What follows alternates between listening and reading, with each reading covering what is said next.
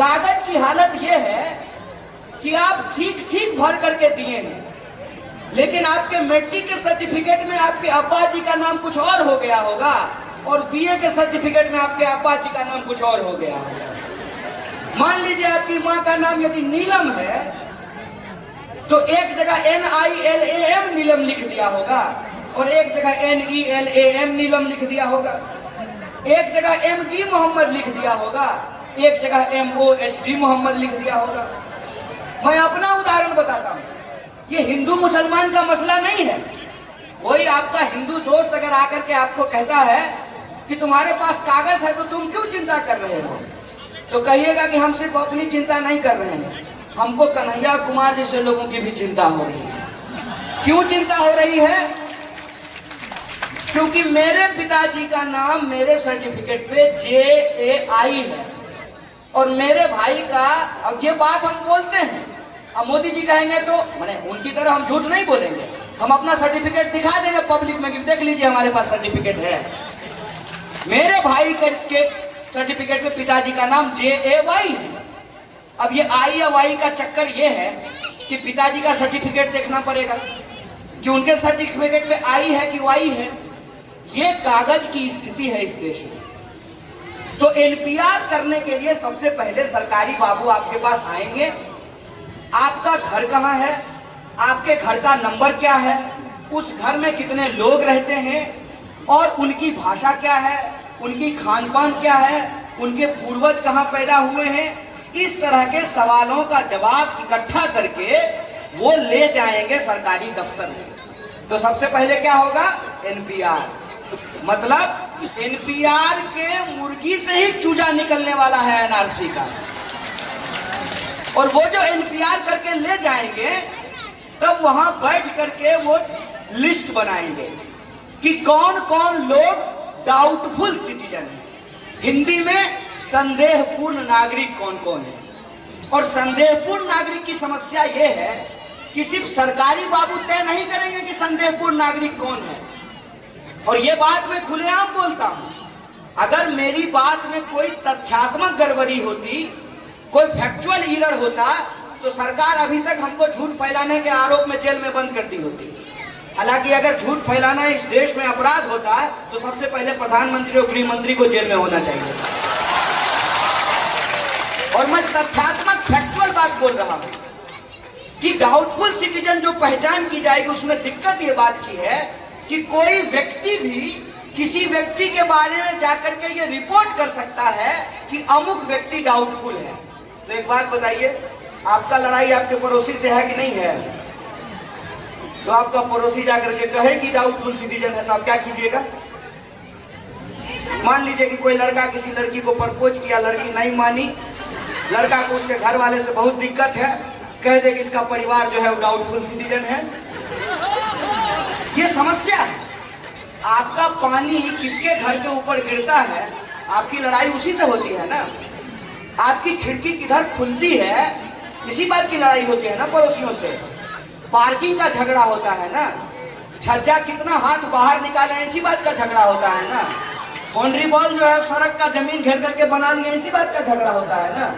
तो हर पड़ोसी अपने पड़ोसी से लड़ रहा है, हर पड़ोसी दूसरे पड़ोसी के बारे में जाकर के सरकारी दफ्तर में कह दे कि ये डाउटफुल सिटीजन है।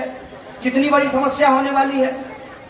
अब डाउटफुल सिटीजन का जब लिस्ट तैयार कर दिया जाएगा तब जिनका नाम डाउटफुल सिटीजन के लिस्ट में आएगा उनको जाकर के डॉक्यूमेंट दिखाना पड़ेगा। कितना लेंदी मामला है, समझ रहे हैं।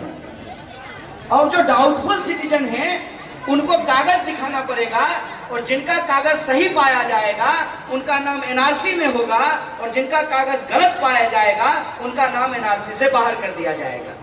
आसाम में जो NRC तैयार की जाए उसकी सबसे बड़ी दिक्कत ये थी कि देश के राष्ट्रपति के परिवार के सदस्यों का नाम NRC लिस्ट से बाहर कर दिया गया। माँ का नाम, बाप का नाम NRC लिस्ट में है, बेटा का नाम NRC से बाहर कर दिया गया। एक भाई का नाम NRC में है, दूसरे भाई का नाम NRC से गायब कर दिया गया है।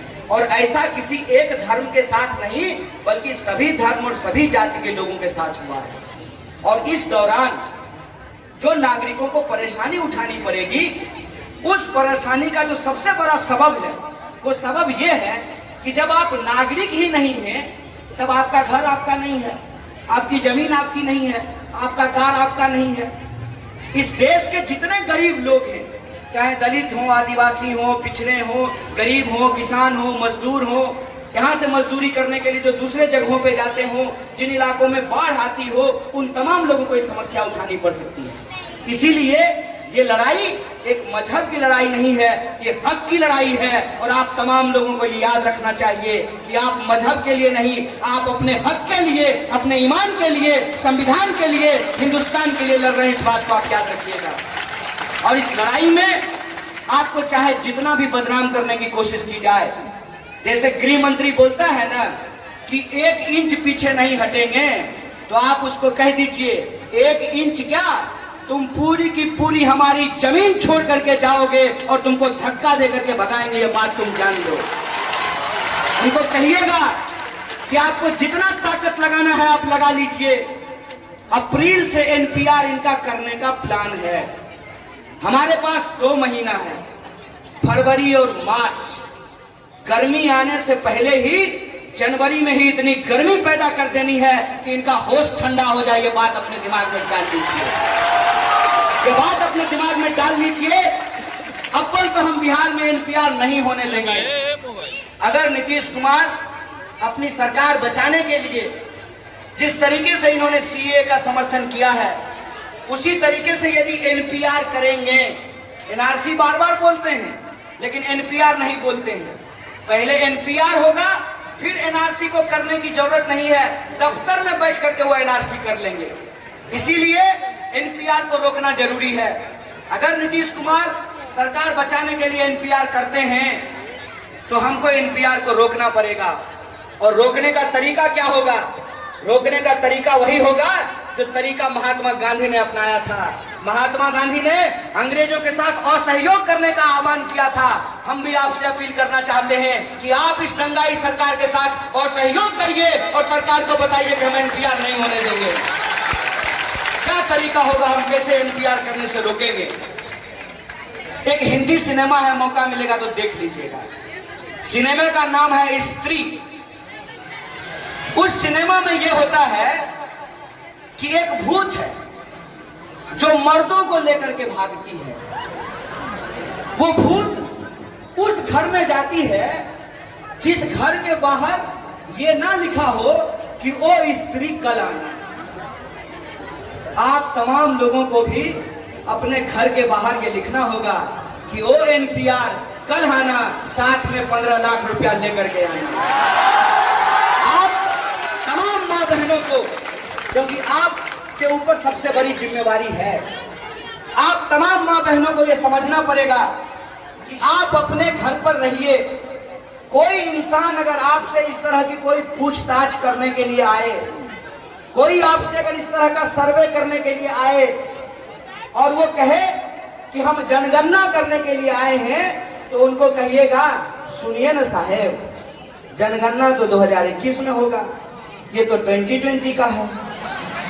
तो आप 2020 में क्या करने लिए आए हैं? आप तो 2021 में आने वाले थे। 1 साल पहले कैसे आ गए हैं? अच्छा दिन अभी तक नहीं आया और आप लोग 1 साल पहले आ गए हैं। आप कहिएगा कि चलिए आ गए तो ठीक बात है। मोदी जी भले इस देश की संस्कृति भूल गए हो, लेकिन हमको इस देश की संस्कृति याद है। अतिथि देवो भव होता है। आ ही गए हैं तो आइए, रूह अफ़ज़ा पी करके जाइए, उनको रसना पिलाइएगा। लेकिन जब ये पूछें कि दादाजी का नाम बता दें, तो कहिए पहले आप अपने नानी के नानी का नाम बता दें। अगर आप अपने नानी का नाम नहीं बताएंगे तो हम आपको दादाजी का नाम नहीं बताने वाले हैं। आप रूह अफ़ज़ा पीजिए, रसना पीजिए, क्योंकि अप्रैल का महीना है, गर्मी पड़ने लगेगा। कोका कोला पिलाने का जरूरत हो नहीं। कोका कोला पिलाएंगे तो कोका कोला वाला चंदा मोदी जी को दे देगा।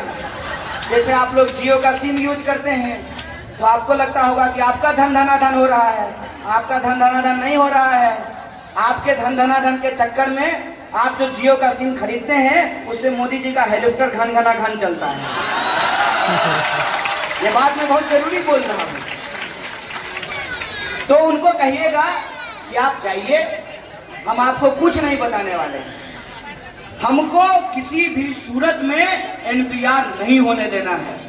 इसीलिए आप जो ये आंदोलन चला रहे हैं, इस आंदोलन में दो बात को खास तौर पे हम लोगों को ध्यान देने की जरूरत है। पहली बात तो ये कोई इवेंट नहीं है।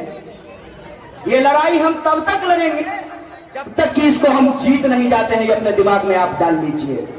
ये 1 दिन, 2 दिन, 4 दिन, 5 दिन, 10 दिन का मसला नहीं है। हम तब तक लड़ेंगे जब तक अपना हक और अधिकार बचा नहीं लेंगे, तब तक इसी तरह से बैठे रहेंगे, अपने हक के लिए लड़ते रहेंगे। ये बात अपने दिमाग में डाल लीजिए। और दूसरी बात, नेता कौन चुनाव लड़ना है? आपको थोड़ी चुनाव लड़ना है, आपको चुनाव नहीं लड़ना है ना। तो नेता को अपना वोट जोड़ने दीजिए। इस आंदोलन में कोई नेता नहीं है, कोई नेता का चेहरा नहीं है, और आपको कोई नेता और कोई चेहरा का जरूरत भी नहीं है। हम चाहते भी यही हैं कि इस समाज में मुंह देख करके भेदभाव होना बंद हो जाए, वेशभूषा देख करके लोगों के ऊपर भेदभाव होना बंद हो जाए। क्योंकि जब मोदी जी कहते हैं कि कपड़ों देख करके आप पहचान सकते हैं, तो हम कहते हैं कि कपड़ा देख करके हम नहीं पहचानेंगे। हम सिर्फ ये देखेंगे कि इस देश में रहने वाला, उसका कपड़ा कुछ भी हो, उसकी बोली कुछ भी हो, मंदिर जाता हो या मस्जिद जाता हो, वो भारत का है। और उसके हक और अधिकार के लिए उसके साथ खड़ा होना, यही भारतीय है, यही देशभक्ति है, और वही देशभक्ति हम निभाएंगे। इसीलिए आपको कोई किसी का मुंह देखने का जरूरत नहीं है। नेता को चुनाव लड़ना, इनको चुनाव लड़ने दीजिए। आपको ये लड़ाई लड़नी है। ये लड़ाई जो आप लड़ रहे हैं, इसको इसे ही आगे बढ़ाते रहना है। और तब तक आपको ये लड़ाई लड़नी है जब तक कि हम एनपीआर को रोक नहीं देते हैं।